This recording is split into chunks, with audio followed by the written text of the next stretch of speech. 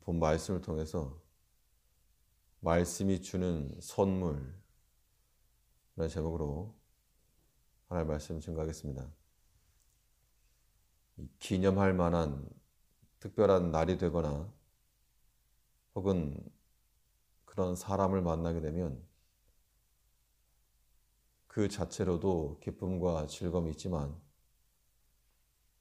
그 날과 사람이 주는 선물이 있기 마련입니다. 그래서 그 당사자의 능력이 크면 클수록 우리가 얻을 수 있는 선물 보따리도 풍성해질 수 있는 겁니다. 하나님께서는 우리 성도들이 만날 수 있는 아주 특별한 하나님이시고 또 그 하나님께로부터 우리가 좋은 선물들을 받을 수가 있는데 우리에게 말씀으로 찾아오셔서 선물을 주십니다. 하나님 말씀 자체도 우리에게 귀한 것이지만 또 그 말씀 안에 또 다른 선물들을 끼워주시는데 그것을 발견한 자들은 또 찾고 또 얻으려고 할 것입니다. 그러면 하나님 말씀이 우리에게 주는 특별한 선물은 무엇인가? 본 말씀을 통해 살펴보면 먼저 하나님 말씀은 성도들에게 자유를 선물로 준다는 겁니다. 하나님 말씀 안에 자유가 있어서 그 말씀을 온전히 받고 순종하는 자들은 세상의 얽매임에서부터 벗어나 자유함을 얻을 수 있는 겁니다. 우리를 이 얽매였던 곳에서 끊어버릴 수 있는 그 날카로운 칼이 주의 말씀이 있는 겁니다. 그래서 우리가 주의 말씀을 받아가지고 마치 날선 검과 같이 우리를 결박하고 있던 모든 줄들을 다 끊고 우리를 자유롭게 만들 수 있어야 됩니다. 45절에서 내가 주의 법도를 구하여 싸우니 자유롭게 행보할 것이오며, 여기서 말하는 자유는 내 마음대로 하겠다는 방종을 의미하지 않고 말씀 안에서 자유를 얻고 또 무거운 짐 다 내려놓겠다는 겁니다. 자녀 문제가 큰 짐이었는데 말씀을 날카로운 칼로 삼아서 그 염려와 근심을 끊어버리게 되면 우리는 자유함을 얻을 수 있는 겁니다. 앞길이 막막해서 염려와 근심에 사로잡혔었는데 우리 인생의 길을 지도하시는 하나님의 말씀을 받고 우리 마음의 염려와 근심을 다 떨어버리고 자유롭게 행보할 수 있는 겁니다. 내가 주의 법도를 구하여 싸우니 자유롭게 행보할 것이오며, 그 주의 법도가 우리를 자유하게 할 수 있는 날선 검이 되는 겁니다. 우리를 느리게 하는 것이 무엇인가? 우리를 느리게 하고 뒤로 물러서게 하고 우리를 얽매고 있는 것이 무엇인가? 그거를 생각을 해서 그것을 끊어낼 수 있는 좋은 칼과 같은 법도의 말씀을 우리가 찾아내는 겁니다.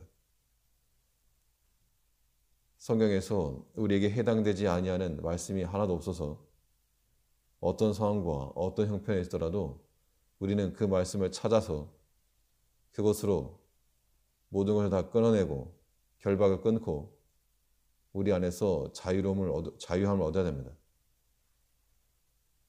하나님의 말씀은 우리에게 염려와 근심하라고 명하신 것이 아니고 하나님의 만능을 믿어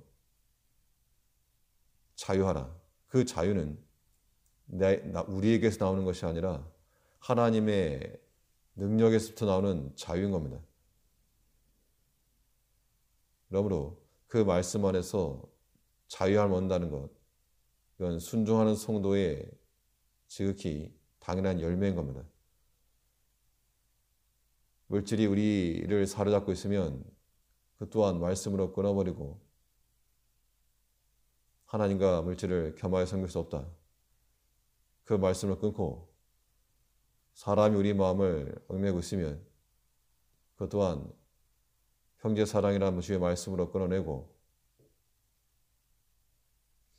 사람이 우리를 해하려 하거나 대적한다 할 때에도 주께서 감당하신 십자가를 생각하여서 그 또한 우리가 자유함을 얻어야 됩니다. 주의 말씀을 받아서 우리가 마치 세상의 종노릇하는 그 식민 통치에서 벗어나서 하나님 백성으로서의 자유를 회복해야 됩니다. 주의 말씀은 날선 검과 같이 우리의 모든 얽매던 것들을 꺼내내고 자유하게 할 수 있는 자유를 선물로 주므로 그 말씀으로 자유롭게 행복할 수 있는 우리가 되어야 되겠습니다. 또 하나님의 말씀이 우리에게 어떠한 선물을 주는가? 이 말씀은 성도들에게 영광을 선물로 준다 그랬습니다.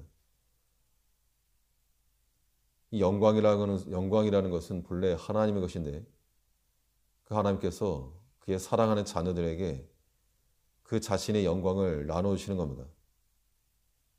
그런데 그 영광을 공유하는 방식이 하나님의 말씀을 사용하시는 겁니다. 46절에서 또 열왕 앞에 주의 증거를 말할 때 수치를 당치 아니하게 싸우며, 열왕 앞이라고 하는 것은 세상이 자랑하고 또 가장 원하는 것인데 왕의 자리니까. 그런데 그 자리에서 무엇을 말해야 하는가? 나도 너만큼 가진 게 있고 나도 너만큼 배웠고 나도 너만큼 자랑할 것이다 라고 하는 것을 말하지 않고 그 열왕 앞에서 주의 증거를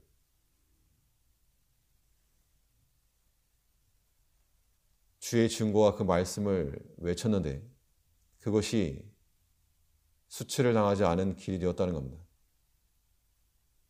열왕 앞에 주의 증거를 말할 때 수치를 당치 아니하게 싸우며, 수치를 당치 않는다는 것은 그것이 곧 성도의 영광으로 돌아온다는 겁니다. 세상에서 말하는 그들이 자랑하는 지식이나 명예나 물질이나 그런 걸 얻으려고 애써봐야 그것을 이기지 못하는 겁니다. 왜냐하면 세상은 그것으로서 이길 수 있는 게 아니기 때문에.